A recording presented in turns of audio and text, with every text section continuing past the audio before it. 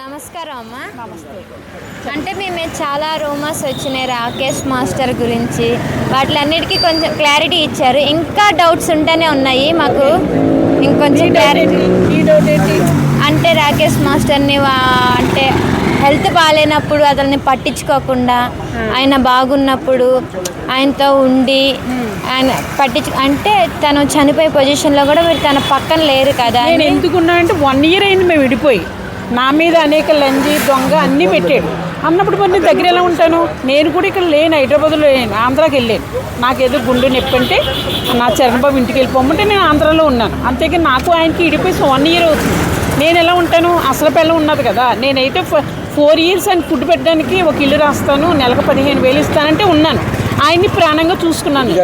ఈ లోపల ఒక దుర్మార్గుడు వచ్చి తీసుకెళ్ళిపోయి ఆయన అలా తయారు చేసాడు. సంవత్సరం లోపల చచ్చిపోయాడు. అంతే తప్ప మా ఇద్దరికి ఏమి కనెక్షన్ లేని వల్లనే నేను ఆయన పట్టించుకోలేదు. అదే నా దగ్గర ఉంటే నేను చూస్తుంది కదా. అందరూ అన్నారు లక్ష్మమ్మ దగ్గర ఉంటే ఆయన ఇంకా 10 ఏళ్ళు బతుకుతుడు, వేరే చోటకి వెళ్ళిపోయిన మళ్ళీ ఆయన చచ్చిపోయారు అన్నారు. ఇంక చచ్చిపోయాక నేను ఆంధ్రలో నాకు గుండెలో నొప్పి. అప్పుడు నేను ఎలా వస్తాను? అందుకు రాలేదు. తర్వాత మంచిగా వచ్చినప్పుడు వచ్చి ఆయనకి అదే దాన్ని ఏమంటారు, అది కడతారు కదా ఆయనకి, దానికి ఒక దండేస్తాను, వీడియో తీసుకుని చనిపోయాక ఆయన దగ్గరికి వెళ్ళారా? వెళ్ళాను మా ఇల్లు.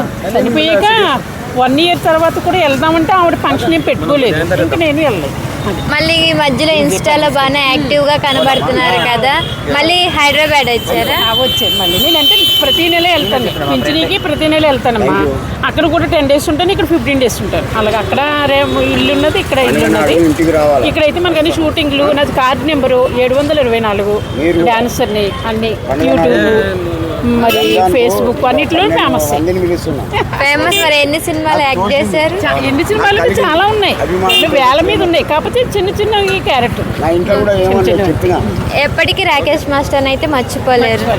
కానీ ఆయన మాట, ఆయన చాలా మంది వీడియోల్లో కూడా రాకేష్ మాస్టర్ కలుసుకుని మాట్లాడండి, ఏమైనా బాధ అంటే మాత్రం ఏడ్చేస్తా, బాధ వచ్చేస్తా. అంతే.